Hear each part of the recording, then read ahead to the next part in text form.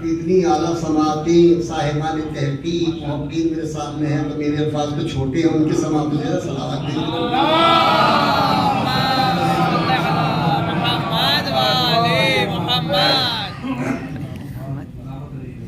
باہر یہ رہتا ہے کی مناسبت سے، مگر ایک جملہ اور آپ کی خدمت میں عرض کروں کہ جب جناب موسیٰ سے کہا اذهب الى فرعون انه طغى، موسیٰ دربار میں چلے جائیے اس لیے کہ وہ سرکشی کی آخری حدوں کو چھو رہا ہے، تو جناب موسیٰ نے کہا چلیے فوراً، قال رب اشرح لي صدري ويسر لي امري واحلل عقدة من لساني يفقهوا قولي واجعل لي وزيرا من اهلي هارون اخي واشدد به اذري واشركه في امري۔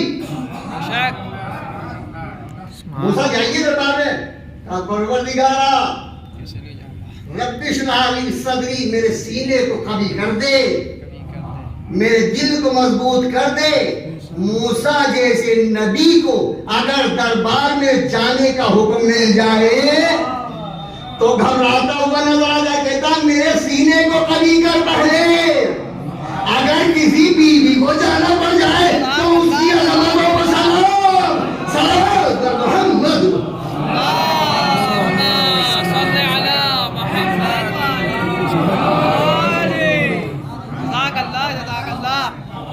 اگر کسی سرکش دربار میں کسی باعظمت بیوی کو جانا پڑ جائے تو نہ دل میں خوف ہوتا ہے، نہ پیروں میں لرزش ہوتی ہے، نہ دماغ میں تشویش ہوتی ہے، نہ دعا کے لیے حال بدل ہوتے ہیں۔ موسیٰ دعا پر دعا کر رہا ہے، بیوی بڑھے چلی جا رہی ہے۔ صلوات بر محمد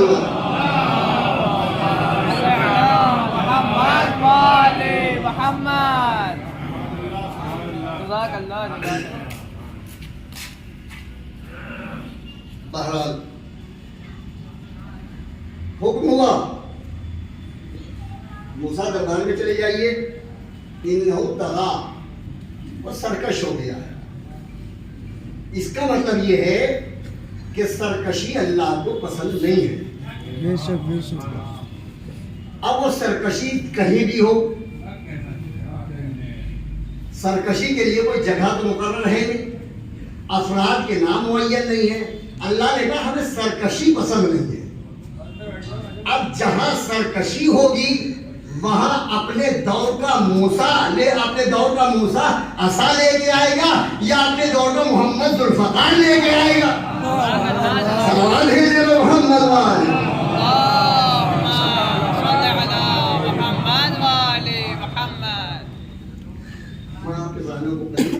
کہنے کے لیے سلامات بھیجتے ہیں۔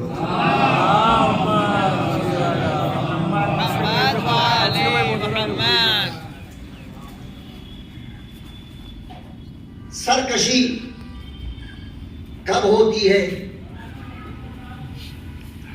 چند وجوہات ہیں۔ پہلی وجہ جہالت ہے، پہلی وجہ جہالت، دوسری وجہ دولت جب بغیر معرفت کے ہو،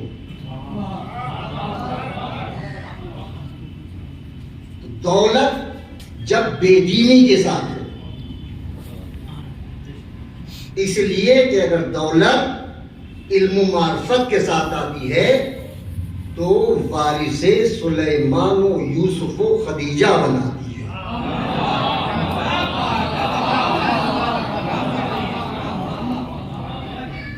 اگر دولت جہالت کے ساتھ آتی ہے تو وارث نمرود و فرعون و شداد بناتی ہے۔ دولت کی اپنی خود کوئی خاصیت نہیں ہے، ظرف کی خاصیت ہے۔ گندے ذہن میں گندی ہو جاتی ہے، پاکیزہ ظرف میں پاکیزہ بن جاتی ہے۔ صلوات بھیجے محمد اللہم صل علی محمد وآل محمد۔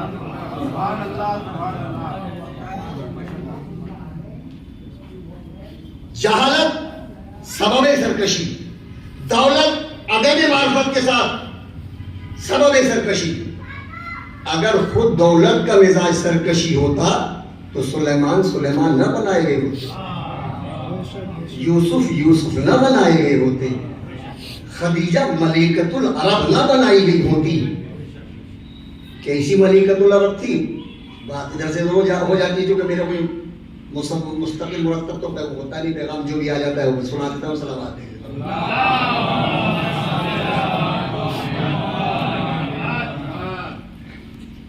اتنی مالدار تھی. بس دو باتیں آپ کے سامنے بتا دوں، اگر آپ ان کی دولت کا معیار سمجھ سکیں تو سمجھ لیجیے. تاریخ میں لکھا ہے کہ 80,000 اونٹ، 80,000 اونٹوں پر آپ کا مال تجارت لد کر جایا کرتا تھا، اور روایت مصدق ہے. 80,000 اونٹوں کا پالنا آسان؟ کتنی بڑی دولت مند ہوگی یہ آپ اپنا اندازہ لگا لیں.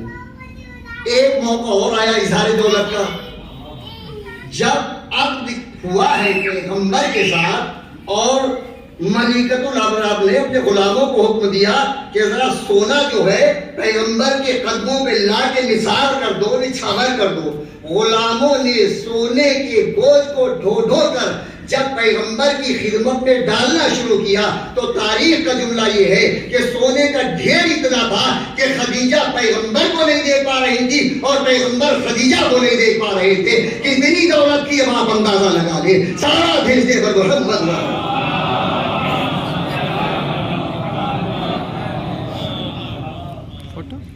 اتنا سونا تھا سرکشی ہو جاتی، اتنی دولت تھی سرکش بن جاتی. مگر چونکہ معرفت کے ساتھ دولت تھی، معرفت کے ساتھ دولت تھی، تو اس دولت کو پیغمبر کے قدموں پر نثار کر دیا. اگر صاحب دولت صاحب معرفت ہوتا ہے تو اپنی دولت کو خانوادے اہل بیت کے در پر قربان کرتا ہے، عیاشیوں میں قربان نہیں کیا کرتا ہے. صلوات بھیجے محمد والے.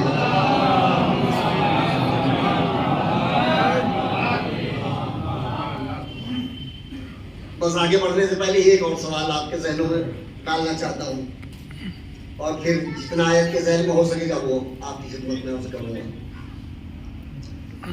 خدیجہ دولت کتنے لے کے آئی؟ باقی ضرور جواہرات، مال تجارت، اونٹ الگ. سونا کتنا تھا کہ ادھر خدیجہ کھڑی ہیں، ادھر پیغمبر کھڑے ہیں، درمیان میں جو ڈھیر لگایا گیا ہے، مال لگایا گیا ہے، وہ دونوں کو ایک دوسرے سے حجاب بن جاتا ہے. کتنے دن گزرے تھے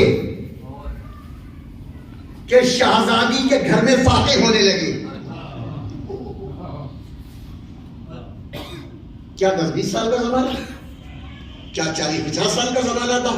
اتنی دولت جو اس دروازے پر لے کے آئی تھی، جس کی والدہ، اس کے گھر میں چند دنوں میں فاقے کیوں؟ یہ فکر ہے. اپنی اپنی جگہ سوچئے گا. میں ایک جملہ کہہ کے پھر اپنی طرف آنا چاہتا ہوں کہ جس کی والدہ اتنی دولت مرسل اعظم کی خدمت میں لے کے آئی ہو، اب مرسل اعظم نے اس کو کیسے خرچ کیا؟ اسراف کیا، باغات بنا لیے، قلعے بنا لیے، کیا بنایا؟ گیا کہاں وہ مال؟ خدیجہ نے اختیار میں دے دیا پیغمبر کے. پیغمبر کو حق تصرف ہے، اب ملکیت ہے. گیا کہاں وہ مال؟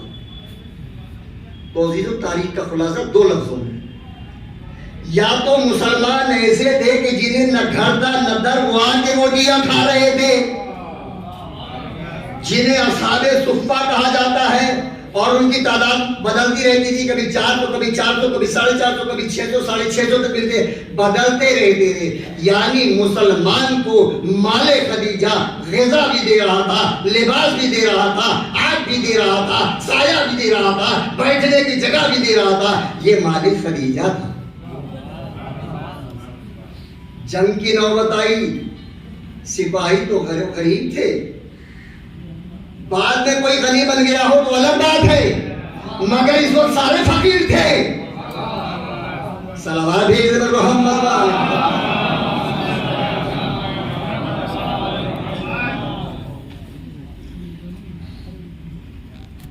اسلام کے فوج پر پیسہ خرچ ہو رہا ہے تو خدیجہ کا غریب مسلمانوں پر پیسہ خرچ ہو رہا ہے تو خدیجہ کا، تبلیغ اسلام میں پیسہ خرچہ ہو رہا ہے تو خدیجہ کا، مال دولت ایک ایک درہم ایک ایک حبہ مرسل اعظم نے دین پر قربان کر دیا۔ قلعہ اسلام کو تعمیر کرنے میں خدیجہ کی دولت کام آئی ہے۔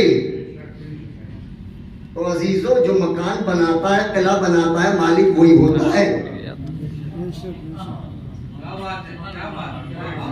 جو محل تعمیر کرتا ہے مالک وہی ہوتا ہے۔ اگر کوئی اور آ کے رہنے لگے تو یا تو رعایا ہوگا یا کرایہ دار ہوگا۔ اولاد خدیجہ ہمیشہ قیامت تک قلعہ اسلام کی مالک رہے گی۔ کلمہ پڑھنے والے قیامت تک یا رعایا ہوں گے یا کرایہ دار ہوں گے۔ صلوات ہے جب محمد والے۔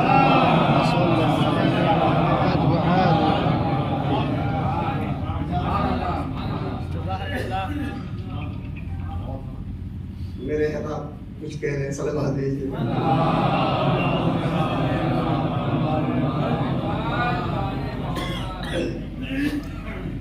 عزیزو، ایک مالک ہوتا ہے، ایک کرایہ دار ہوتا ہے۔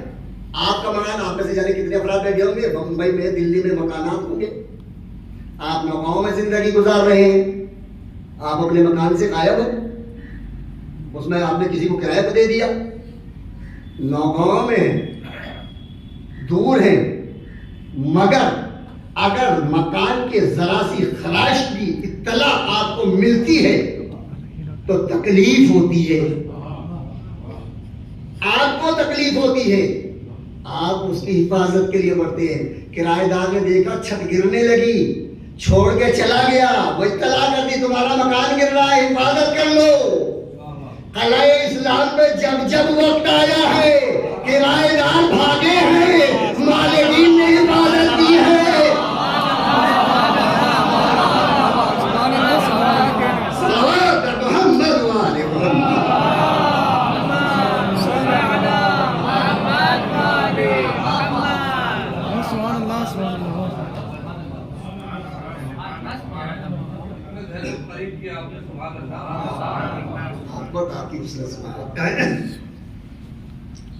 وقت بھی کم ہے اور میرا سینہ بھی صاف ہونے لگا ہے اور میں نے ابھی آج کا ترجمہ بھی آپ کو پیش کیا۔ بہرحال یہ تاریخ کی مناسبت سے میں نے چند جملے شادابی اور طریقے سے ارشاد ہوا، اذهب الى فرعون انه طغى، موسیٰ دربار فرعون میں چلے جاؤ، سرکش ہو گیا اور ہمیں سرکشی پسند نہیں ہے۔ سرکشی کی اس میں اگر بتانے لگو پھر وقت پڑے۔ بہرحال ایک آیت خدمت میں آپ پیش کر دوں اور صلوات ہے۔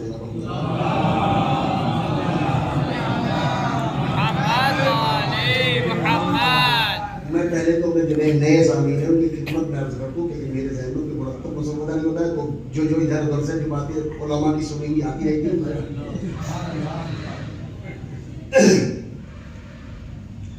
اذهب الى فرعون انه طغى، موسیٰ جاؤ دربار میں۔ ہاں تو میں یہ کہہ رہا تھا کہ سرکشی کی اگر کسی میں بتا لیں تو بتاؤں گا نہیں، مگر ایک آیت، ان اللہ لا يحب كل مختال فخور، خدا بند عالم کسی قسم کے بھی مغرور کو ہرگز ہرگز پسند نہیں کرتا۔ دو لفظ ہیں، دو لفظ بس ان کے معنی بتا کے پڑھوں گا۔ کل مختال و فخور، دونوں کا ترجمہ ہم اردو میں غرور کرتے ہیں، لیکن اگر اسے آپ لغت کے اعتبار سے دیکھیں گے تو دونوں میں فرق ہے۔ جن لوگوں کے لیے پار ہو جائے ان کے لیے معذرت۔ صلوات بھیجے محمد۔